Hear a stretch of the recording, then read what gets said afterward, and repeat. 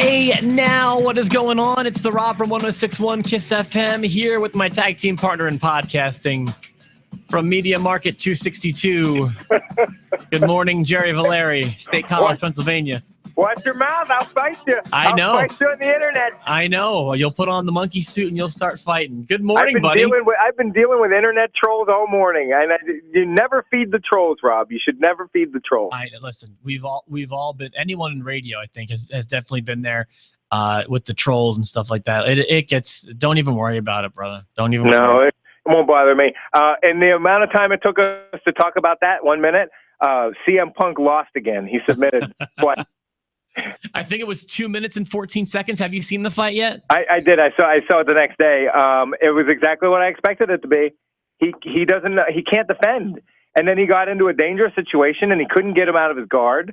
And then he wanted to stop getting punched, so he turned over and he gave him his back. And I was like, oh my God.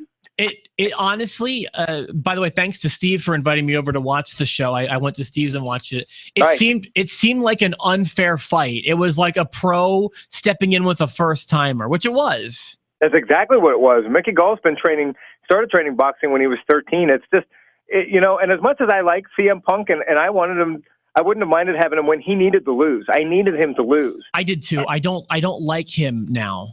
I don't want him to be able to walk into something that is an art form for people that they've trained their whole lives for, and then just all of a sudden be kind of naturally good at it. Like you need to work harder. There are people that train for 5 years. Phil Davis had to train for 5 years after having the collegiate wrestling background that he already had to even be able to step into the ring and not get killed. So, yeah, it's just, I think he's a real, he's a millennial type. I can do whatever I want because I was told I can do whatever I want. I welcome him back in the world of wrestling. I think he's fantastic at it. I resent that he left under the circumstances he did. I resent the way he's acted since his departure. And I really didn't appreciate him going to UFC. I don't want to see him there. I don't want him to have success there. Yeah, so I picked Mickey Gall, you picked CM Punk. It didn't come down to the tiebreaker, though. No, it didn't. And I want to say, since we recorded the episode where I picked Punk, my prediction for Punk was really based on a business standpoint. Right. And that I didn't think UFC would make a business decision to kind of bury him on his first match. When I started to learn a little bit about Mickey and about Punk, which I did on Friday, kind of researched it a little bit. I watched the FS1 specials on CM Punk and the fight and stuff, and it became very obvious he was outmatched. He was done. He was toast. Yeah, so there was that. We don't need to harp on that. Yes, and had there been a tiebreaker, you would have won. However, we didn't need it because, yes, you are the lock-in champ of the month, or for the next 2 weeks at least. Right, for the next 2 weeks. Well, I'm interested to see. So far, you got the Raw show. I got the SmackDown show. I wonder if... No, I got the mixed show. That wasn't a Raw. SummerSlam was both. Okay. So it was a little bit of both. I'm just curious if SmackDown's my wheelhouse. It could be. You did a good job. It started off looking good for me, though. Why don't we get started? I actually took a lot of notes Go for last it. night. Do it. Let's do it. Let's just start real quick. Overall impressions of this show. I don't know how. If I had to give it a letter grade, I'm trying to think of what I'd put it. I'm thinking a C-, even though I was content last night. What do you think? I might get killed for this. I feel like I want to give it an A, but here's why. An A? I want to give it an A, but this is why. I think it deserves a B. But it's if the stupid kid in class writes a good paper, that would be a B for all the smart kids. Then you give it an A. You're like, look at you. You really tried your best. You did the best you possibly could. It's a very good analogy. I'm giving you an A here. That's what it was. It was like a show that I didn't expect anything from. With writing, I didn't expect anything from. With matches, it did not have me excited in any way, shape, or form. And I was entertained the whole way through. I enjoyed the pay-per-view. Like I enjoyed two of the matches were spectacular in my opinion. Two were great, yeah. One of them was surprisingly good, and I got to skip the women's stuff, which makes it happy for me. Well, I won't do that. I mean, I think it's unfair if we're going to grade the show skipping some of it. Well, I ended up watching some of it, but like I missed the women's match last night, and then I watched it today. I would give it. I guess I've got to give it a B. I'd like to give it an A because I really enjoyed it. I enjoyed it more than I enjoyed SummerSlam. Steve's saying go all in and give it an A-. No, because an A- would indicate that it was a terrible show because Steve gave an A- to a terrible show.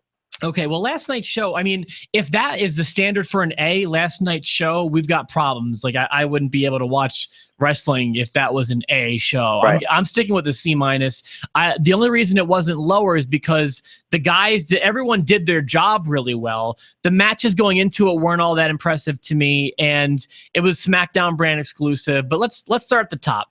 I did not watch the pre-show, but I saw that Baron Corbin beat Apollo Crews, and I thought that this is actually a really good way to illustrate the point we were talking about last week. You were saying that NXT guys largely get mishandled when they get called up. My immediate reaction was to disagree with you. If you're looking for Exhibit A for your argument, look no further than the pre-show match yesterday. Right, for both of those gentlemen. They should be doing great things, and they're not. And they put on a pretty good match with each other, but there was no build to it. Nobody knew it was going to happen. It was buried on the pre-show. I didn't watch it. I tuned in at 6. I watched it this morning. Like before I went to work, I said I've got to watch the women's match, and then I watched the pre-show match, and it was good. It was like a quick. There were some highlights. Like I liked Apollo Crews showed some viciousness outside the ring, doing a Samoa drop outside the ring. But then he got up smiling, and I was like, God, I hate your guts. Yeah, that's what's killing Apollo Crews. But not only, I mean, it's more than that. I mean, he should just be in such a different league, and he's not. But we've talked about that before. We'll try to get things moving here. I thought that opening the pay-per-view with a promo kind of made the show feel like a SmackDown, and that feeling kind of stayed with me all night. And I will say, if we're grading it as a SmackDown, if last night's show took place on USA, I would say it would be like an A SmackDown, or at least a B+ SmackDown. But being a pay-per-view, it had too much of a SmackDown feel. I don't know. I still go with the B to B+ range for it. Stick with it. I think that's great. I know you liked it. You seemed like you were enjoying it when you were watching it. So, and I was. But like I said, we'll get to more of the thoughts here. I know you skipped a lot of the women's match, and I don't have any real thoughts about the content of it outside of the fact that I was very happy that it was the first match on the show, and I hope that becomes a trend. Yeah, so I can skip it. Well, there's that, but I think that's a really good place for it. I don't want to, I hate when I'm trying to count on my fingers what matches we still have left, and there's still the Divas match. Right. I know it's typically known to go between the two main event matches. I don't need it there. I kind of want my matches to go in ascending order of interest. Right. Well, I do like kicking a show off with people you love. Like it's pretty awesome when a show starts and you just like boom and someone's music and you're like, yes, I'm getting this match now. Well, already. I will definitely just say that I'd rather have it first than second to last. Right. Okay. So, by the way, we're up to 4 viewers already. We're tied with our record, I think. So thanks everyone tuning in. Yes, just the 4 horsemen that we are. There's 6 of us watching this right now. So yes. All right. I really want to say, and this may surprise Steve, but I want to say that I'm really impressed with the heel Usos. I feel like they have a new look to match their new personality, which is a much better spot than they were in a week ago, which was an old, tired look and zero personality. Right. They took all the color out of it, which makes sense. So none of the like the colorful paint and the colorful shirts. They're not cartoons. That's a good guy thing for the kids. Now it's all black everything. Yeah, and they came out, and I thought they were perfect in the heel role. You know, it was good. It was the only thing that was going to make me interested in the Usos. It's so much better than it was a week ago and has been for a while. So while I don't love them as a tag team, they are doing so much better than than they were a week ago. And Steve made a point right now. He said, wow, and they need new music. And you know what? He's right. They do. I didn't even think about that, but they should get some heel music. They need heel music. And, the match against the Hype Bros, it was short, but obviously to save them for later in the night. The tag matches, it was funny. The tag matches weren't all that great. However, I just loved the story that they were telling with the tag matches and the road they were taking us down with the best payoff. Yeah. I think. All right, so we'll get to that here in a second. Did I have more about the Usos? No. Okay. I thought that actually, while this match was going on, the next one, Miz and Dolph Ziggler, which, by the way, kudos, they did a great job. I'm assuming that's one of the two matches you were talking about? Yeah, I feel like that was my favorite match of the night. It could have been. I would need to watch it, I guess, maybe back to back with the main event. I'm assuming that's the other one. Yeah, those were the two. Yeah, for sure. What I loved about the Miz thing and what I liked about the whole show in general was it felt very 90s to me. It felt That's the note I took. It really felt like, the backstage, they had the scramble with the Randy Orton, Bray Wyatt stuff. So like backstage and Bray Wyatt is just attacking Randy Orton out of nowhere. And you see that and then you cut to something else and a lot of backstage vignettes. And then you have the Miz talking trash on Daniel Bryan. I love where they're going with this because I don't know. Are they going to maybe bring Daniel Bryan back at some point? I'm going to guess no. Probably no, but like there's so much animosity there, and he's running his mouth, and the Miz music hits, and he still keeps running his mouth. And I was like, this is great. And he goes out. The Miz has this intensity. I can't believe I'm excited about the Miz. Yeah, I want to actually throw something at you, and don't give me your opinion right now. I want you to at least sleep on it. Okay. And I want you to actually think about maybe for a topic episode sometime. The Miz's promo on Talking Smack is among the best promos I've seen. I agree. And I want to know what is the best promo of all time. Don't answer now. I want you to think about it. I think I have my answer, but I've been thinking about it since our last video. And I've gone back and forth with some. And like I said, don't answer now. Think about what you think it might be, and we'll chat about it later. One pops into my head immediately, and usually that's not the easiest answer that comes to my mind is not the best answer. So. For me, it usually is. But what are you thinking? Well, I remember watching it with you for the very first time. Remember Tuesday in Texas? Yeah, but no one knows that one. You're right. It was so good. You're talking about Jake the Snake. Jake the Snake on Macho Man and Elizabeth. Yeah, that was a great promo. That was a great moment. God, if you want to see a great promo, watch Pull Up Tuesday in Texas on the network and watch the promo. It was before the match, right? Or was it you and your buddy John didn't even know that existed. It was amazing. Yeah, it's not often I could watch something old that you hadn't already seen. Yeah, no, you're right. It was awesome. So, but like I said, chew on it, and I'll give you my answer next time. Okay. So there's that. And the note I had about that obviously you seem to agree with me. When you compare it to the 90s, I want to say it was more new generation, earlier 90s than it was Attitude Era. It didn't have crazy bumps or crazy spots. It was just good storytelling in a 90s kind of way. I mean that as a huge compliment. Yeah, I think so. And the Miz brought a super intensity to the match. Yeah. That I thought was good. And Ziggler was good for his part in it. But Miz needed to win it. Miz needs to be the Intercontinental Championship. He's going to make that championship relevant because he's turning into a pretty awesome idiot heel. Like he's such a coward heel, like the way that, the Honky Tonk Man was. Yeah, no, he's doing a great job. And I think that Maurice is maybe the one thing he needed to really get him to the next level. Yeah. So, all right, great job to those two. I thought they had the potential to be the match of the night, and it's still up in the air. I don't know which one people will like better, but that was a great match. It's definitely the best match I've seen Miz in, I think. I had to think about that one too, but yeah, at least lately. Yeah. All right, so I took a lot of notes about this next segment. And so I'm assuming you're going to have a lot of thoughts about this too. The Orton and Bray Wyatt stuff. Let me get my stuff out first, and then we'll see what you think. That work? Go for it. Okay. So the more I thought about it, and I mean like since Thursday, since we recorded our last video, the more I thought that Bray Wyatt taking on Randy Orton was a bad idea because of reasons we discussed.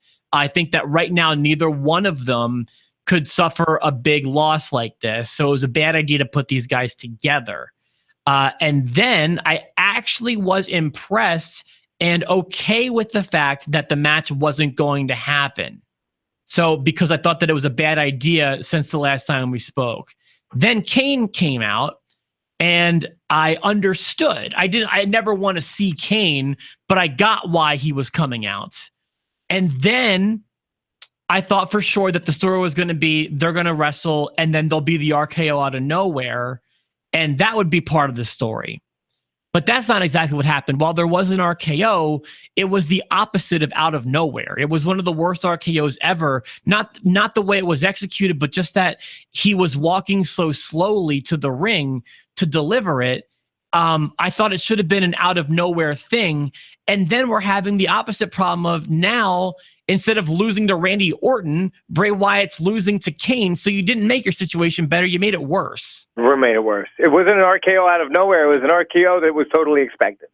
Yeah, I mean, it was a slow trot to the ring because he was hurt. I get that he was selling the injury, but like literally just walked right up to Bray and just did it. It wasn't out of nowhere at all, which that move is supposed to be. First thing, like I agree with everything you say, because as soon as Kane comes out, I'm like, oh, you know my feeling about Kane. You know how I feel about it. Kane ruins everything. But it made sense to me, and I wasn't upset with it. That was the way I felt. Because I was like, look at this. Bray's going to be in a brutal match. There were some good spots in it, and Bray was coming off looking pretty vicious, and he's going to beat Kane, because why wouldn't he beat Kane? Exactly. And then he's going to leave this pay-per-view crippling Randy Orton, and then beating Kane, and then even if Orton beats him down the road, he's starting to look like a monster again. Instead, all of a sudden, they have Kane beat him, and I was like, that was so stupid. You were right there. You had it. Bray really needs a high-profile win, and now another loss. This time, it gets getting worse. This time to Kane. I know Orton's what did it, but Orton should have found, or I'm sorry, Bray should have found a way to have gone over first. I can't believe he was pinned by Kane. I can't believe it. I hate Kane. So what I thought it was a bad situation, and then they found a way to fix it, and then by the end they really found a way to make it worse. They ruined it, but they did make me care about a Kane match, which is part of the reason I give it a B. Like, I enjoyed that match until the end. I did. I haven't enjoyed a Kane match since Ever Never, and not ever once. It was fine, I guess, but it was just booked so terribly. Like, I really wanted to praise the writing of the show, and a lot of it was really good, but that was a head scratcher for me. Yeah. All right. So after that, I made the note that SmackDown compares themselves to Raw much more than Raw compares themselves to SmackDown. I think that SmackDown should stop doing that because it makes it feel second rate to me. Winners focus on winning. Losers focus on winners. Yeah. Mm-hmm. And that's what SmackDown's doing. They're chasing the top dog, and their desperation is clear. I mean, it's stupid because we all know that they're partners in real life, but they shouldn't. Too many times last night they compared themselves to Raw.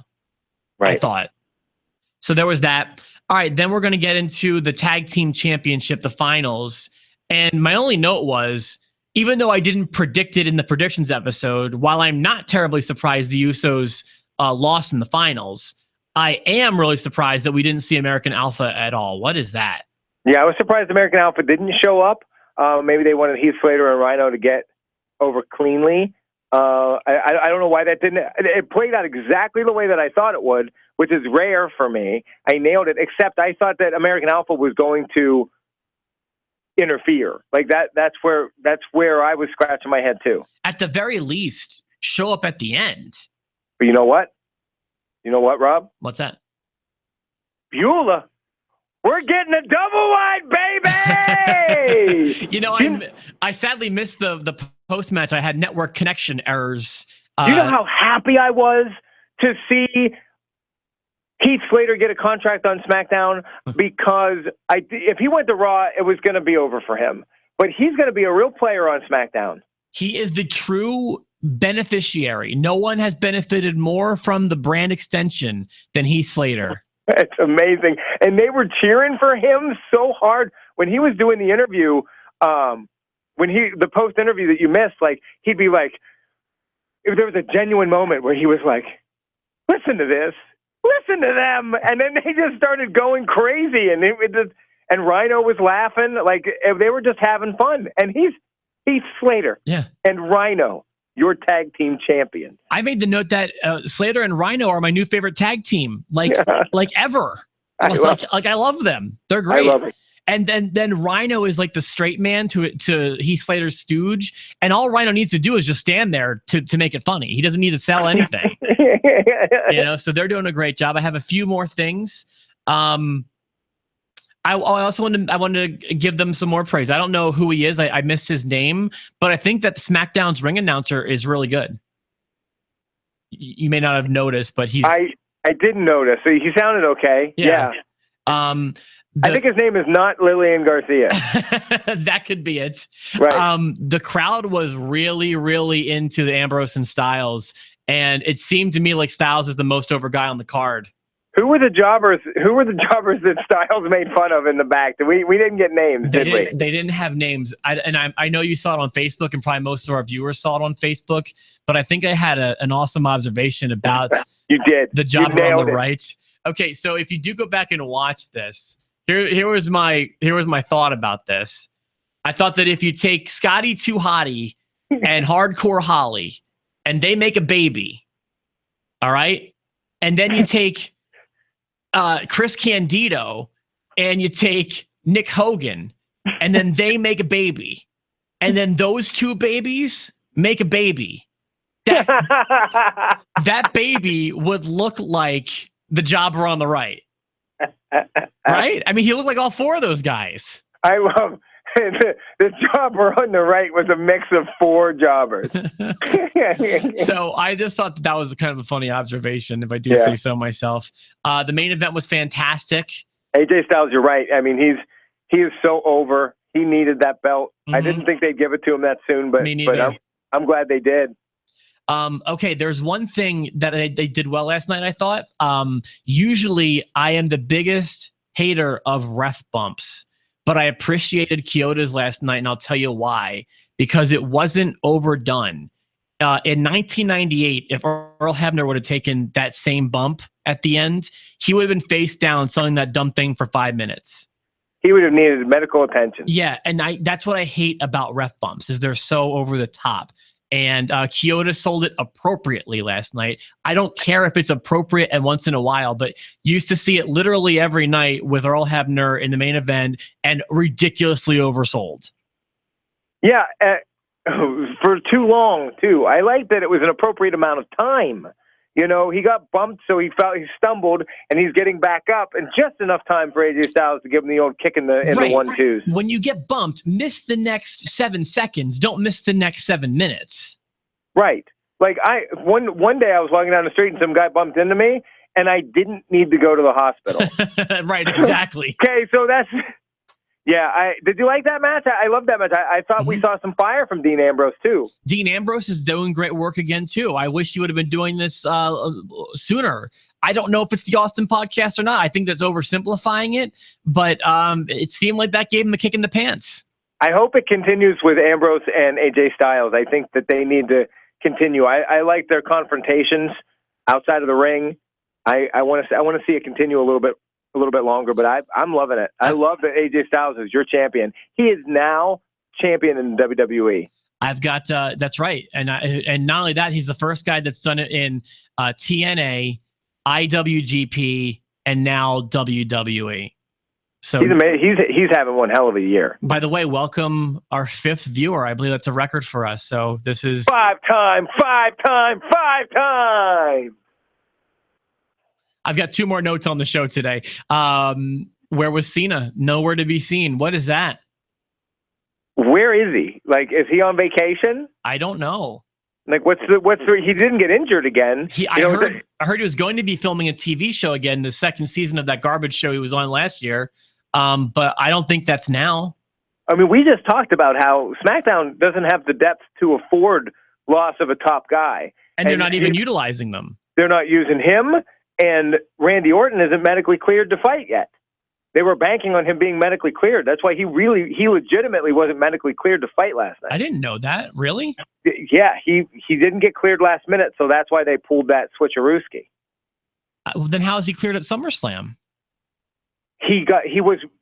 That's what he's not medically cleared from. The getting his head bashed in by Brock Lesnar. I didn't know that. Has he not wrestled on SmackDowns either? No. I didn't know that. Okay, I didn't. I assumed that was just an angle. Steve's saying that Cena's filming the Fox show again. Well, he's an idiot, and he should have been there last night. But I'm glad that he wasn't, because AJ Styles talking about being the face that runs the place, putting on the John Cena headband. I think it's great. Yeah, no, I love it. I love him as a heel, and he's just doing. To me, it's perfect balance in the world when the best worker in the company is the champion. I feel like, and right now, if you look at Raw and SmackDown, I wouldn't say Kevin Owens is the best worker in the company, but we have pretty good balance right now. Like, at least on SmackDown, the best worker has the title, and that's balance to me. That's yin and yang. Now, listen, Rob, listen to me, please. My dear friend, I'm not going to do this often. I'm not going to do this for every single one of them. But let's look at this. You like the women's match, right? You like the way it went? The women's match? Yeah, did you like the women's match? Just follow me here. Did you like it? No. Not at all. I wasn't paying much attention. Did you like the tag matches? They were okay. They were there. Did you like the Miz match? Yes. You didn't like the Kane and Bray Wyatt match? It wasn't terrible. It was a good Kane match. Could have been better. It was poorly written. Did you like the main event? Yeah, I love the main event. See, I feel like I wanted to say you got to give it a B. I feel like you have to give this show a B. You can't give it a C. I can give it a C. You can't give it a C. I'm giving it a C. I guess you can give it a C. I feel like it deserves a B. All right, but then stand by it. I'm not asking you to change your opinion. And you've defended it, and you did it. And we have different tastes. That's what we don't always need to be in. So it's official then. We're giving it a B. I feel like that's what whoever wins the Lock of Destiny, and this week it's me. I think the Lock of Destiny winner gets to pick what letter grade we give the show. You don't even have a lock. I have my lock. I'll go home and I almost brought my lock for my bike. Like I was going to bring it. I don't even have a pen. I can't even draw one quickly. Look, you can't even draw a lock. But I am the winner of the Lock of Destiny. I feel like I get to pick. The letter of the show should be B. You give it a B, I give it a C. I give it a C minus. Yes, we give it a B. All right, listen. I took one more note, actually, and I kind of, seems to be a bone of contention among wrestling fans. I want to get your take on it. I personally, as someone who has been complaining about the length of shows and how much time they are demanding from us as wrestling fans, I did not mind that the show went off kind of early. Some people are upset about it. I am not among them. Whoever's upset about it, you shut your mouth. You shut your stupid mouth, or we will fight. Yeah. I loved it. Listen, I don't live in Evansville, Indiana. It's not 9:45 when the show goes off the air. It's 10:45, and I like to go to sleep. So it's okay. It's allowed to end a little early. If you didn't have more, don't tell the WWE you want more. No, we can't do more. Plus, I didn't even watch the pre-show. I watched none of it. I tuned in right at 7 o'clock, which is when it starts our time. And it was over at like 9:40. And I kept waiting for Cena to come out or something at the end. And it didn't happen. I was like, what a great length for a show. Perfect length for a great show that deserves the letter B. What is that? What is that? It's a lock with a B on it. We can't even see because it's written in highlighter. I know. I didn't have a pen. There, B. All I see is the copy points on the other side of the paper. Don't look at those. What is it today? No, it's talking about Ann Coulter. Here, B. All right, listen. You give it a B. I give it a C minus. Weigh in. 6 viewers. Hey now, everybody. Thanks for tuning in to Post today. Listen, Jerry and I will be back tomorrow with another episode reviewing this week's Raw. Is there anything else you want to say before we sign off? I definitely give this podcast a B, maybe an A. This one I would give an A. I give it, well, we're going to just give it a B. All right, fine. I'll give it a B. Give it a B. About 45 seconds too long, but, you know. For myself, The Rob, my tag team partner, Mr. Jerry Valeri, have a great day, everyone. We'll be back again tomorrow with another episode of Post to Post.